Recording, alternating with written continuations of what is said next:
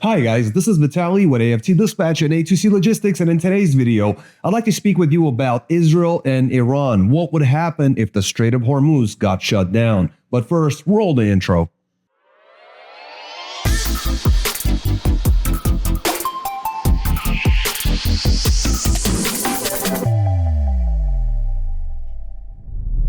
Welcome back. Before we get started, I'd like to ask you to please like the video, be sure you subscribe to the channel and hit the notification bell so you never miss a single release of our videos, where every Friday we're talking about something that could benefit you in your trucking businesses, your trucking careers, as well as cover the loads we've successfully booked for our customers, consisting of leased and owner operators and carriers operating under their own MC authorities, running under our truck dispatch services. As always, guys, big thank you for all the likes you provided in all the previous videos. Please do keep them coming. And let's talk about the Strait of Hormuz. Should it actually get shut down? How would that affect the truckers in the United States? Now, currently, without picking sides, without getting ultra political or anything like that, we got the whole Israel-Iran thing going on in the Middle East. Obviously, anytime something goes on in the Middle East, it affects oil prices, and oil prices directly affect diesel prices, and diesel prices directly affect the bottom line of every trucker in America, carriers, leased and owner operators, the trucking companies. Now, Iran basically threatens, let's say Iran threatens the Strait of Hormuz closure, right? Say they completely shut it down. They say, hey, you know what? No more U.S. ships coming through here. No more ships, period, coming through here. We're shutting this thing down. That obviously going to be affecting a lot of oil and some product shipments, which mainly going to be oil, not so much product shipments. However, it's the diesel that affects the trucking companies, not so much of the product shipments, which are already down for a whole lot of other reasons. Now, oil prices could skyrocket fast should that actually happen. Diesel costs would obviously hit truckers first. It would be the most unrefined fuel, right? In terms of burning in internal combustion engines. So it's not going to be so much gas, which gas would be affected, because it's next on a totem pole, but it would be diesel because we're the ones who are burning diesel, and a lot of it. Now, fuel surcharges would be triggered basically automatically because shippers would be paying more.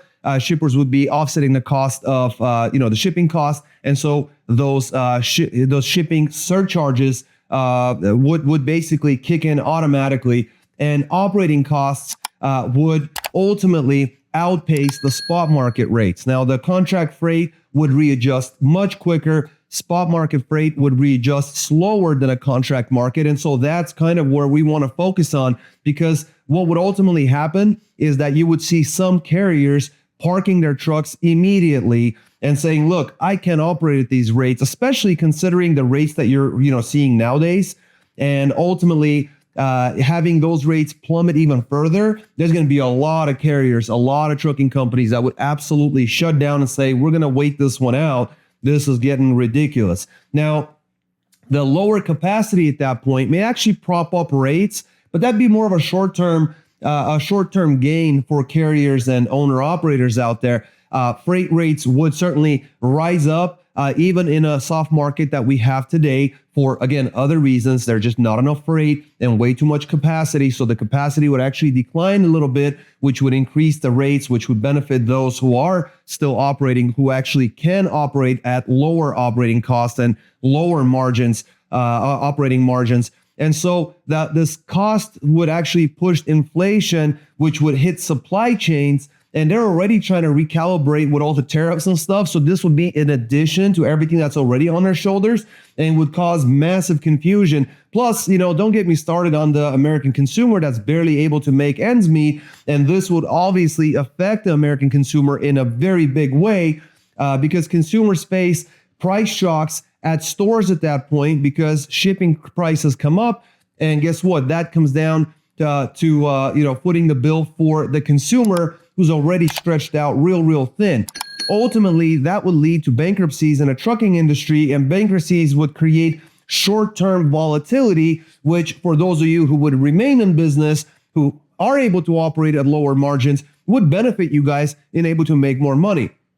Generally leads to more trucking companies coming back into the market and things normalizing once again at lower rates. The problem is that the long-term effects, the long-term impact of all of this would actually favor the big carriers. I know you don't want to hear that, but we're here to, spill the tea, spill the beans, to state the facts, speak truthfully, because this will affect in a positive way the big carriers. They would ultimately, the big carriers would absorb this freight, and they would absorb the lower rates because they're the ones able to operate at lower operating costs, at lower operating margins.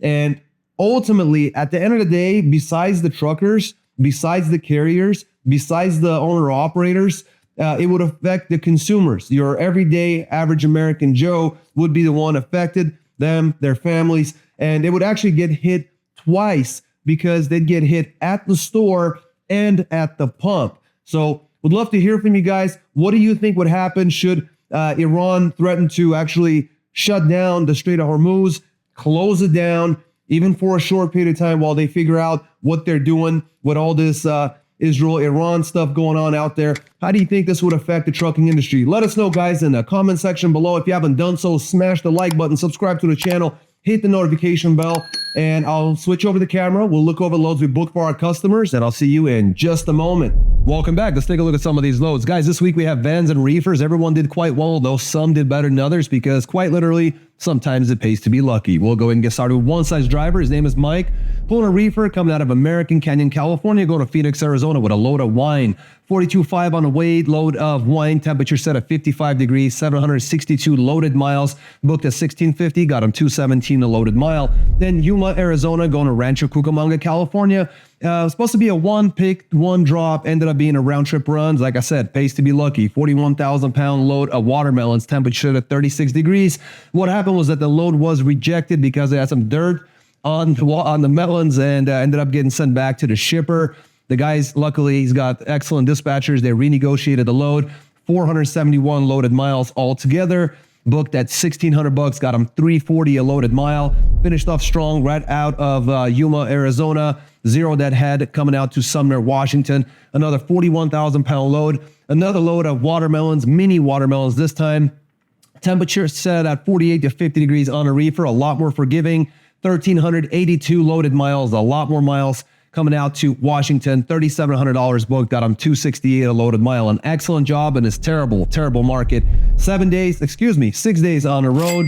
Mike ran Wednesday to Tuesday, grossed just $50 short of $7,000 for the week at $6,950 in gross. Ran 2,615 loaded miles, ended up getting 266 a loaded mile and 184 deadhead miles, got him down to 248 with deadhead included. Absolutely a fantastic job for both dispatch. Way to go on renegotiating that deal with the watermelons, and way to go to Mike. Out of Washington, you're going to do really, really well. So way to go, guys. Way to go.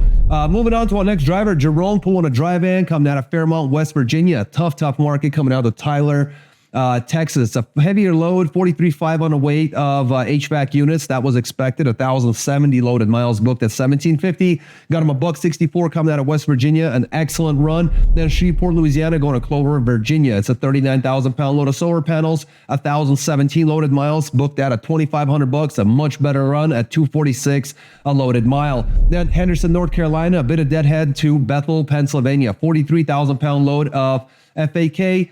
370 loaded miles, booked at $1,300, got him 351 a loaded mile, just better and better. Then finished off with Aston, Pennsylvania, going to Latrobe, Pennsylvania. It's a load of paper rolls, 45,000 pounds on the weight, 247 loaded miles, booked to 725, got him just under $3 at 294 a loaded mile. So an excellent job there. Friday to Friday, 7 days on the road, $6,275 in gross, ran 2,704 loaded miles. That got him 232 a loaded mile. And he had a 222 deadhead miles, which dropped him down to 214 with deadhead included. So I would say either way, a very good week, gross and average for this man. Way to go. Ended up in Pennsylvania. The guys will pull you out for some good money next week as well. Way to go, Jerome. Way to go, sir.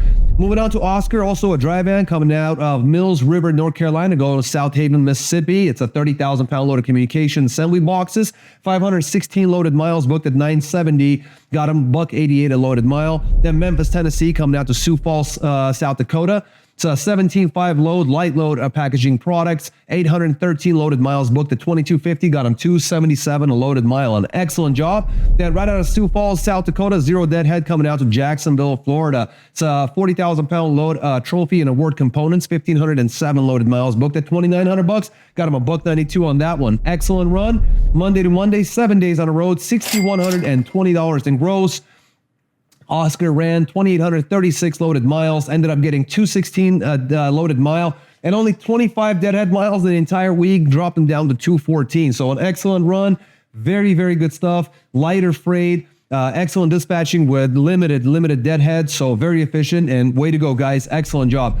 Moving on to Carlos pulling a reefer, Omaha, Nebraska, going to Lakeland, Florida, and Cocoa, Florida. It's a 41.5 load at dairy, must be pre-cooled, and it was running at 32 degrees on the reefer. 1,523 loaded miles booked at $3,769. Got him 247 a loaded mile. Then right out of Jacksonville, Florida, coming out to Avon, New York. It's a 19,000 pound light load of foodstuffs. Temperature was set at 34 degrees on a reefer. 1,070 loaded miles booked at 2,500 bucks. Got him 234 a loaded mile. So an excellent job coming in and coming out. That is tough to do, but the guys did it. 7 days on a road, Thursday to Thursday, gross $6,269 in gross, ran 2,593 loaded miles at 242 a loaded mile, and only had 152 deadhead miles, got him 228 with deadhead included. A very, very good job. Very good dispatching, especially with the lighter freight, 19,000 pounds coming out of Florida there. Let's see, moving on to Philip, pulling the dry van coming out of Andersonville, Georgia, going to Hendersonville, North Carolina. It's a 41.5 load of foam and plastic. It's 305 loaded miles booked at 850 bucks. Got him 279 a loaded mile. Then out of Fletcher, North Carolina, got him a load to Nashville, Tennessee, and back to Fletcher, North Carolina. It's a load of auto parts, 42.5 on a load.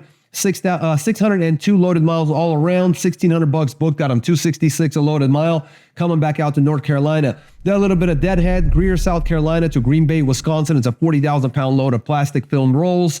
It's 915 loaded miles booked to 1,700 bucks, got him a $186 coming out of South Carolina. Then Appleton, Wisconsin to Charlotte, North Carolina, back 33,000 pound load of Gaylord totes, 955 loaded miles booked at 1,900 bucks, got him just under $2 at $1.99. 7 days on the road, Monday to Monday, $6,050 in gross, 2,777 loaded miles, got him 218 a loaded mile, with only 89 miles a deadhead, drop him down to 211 with deadhead included. So an excellent job, Philip. Dry van, way to go. Then you're going to be in North Carolina. They'll get you out next week, sir. Moving on to our last driver, Aaron, also dry van. Here's a very good example. Oklahoma City, Oklahoma, coming out to Tuscaloosa, Alabama, and low paper rolls, 40,000 pounds on a weight, 695 loaded miles booked at 1,505, got him 217 a loaded mile. Then Gwynn, Alabama, coming out to St. Michael, Minnesota, a load of household goods, very light load of 15,000 pounds, 998 loaded miles at 2,200 bucks, got him 220 a loaded mile. Then Rogers, Minnesota, coming out to Colorado Springs, Colorado, and a second drop in Alamosa, Colorado. One pick, two drops of 41.5 on the way to perishable or non-perishable goods, 1,172 loaded miles booked at 2,500 bucks, got him 213 a loaded mile.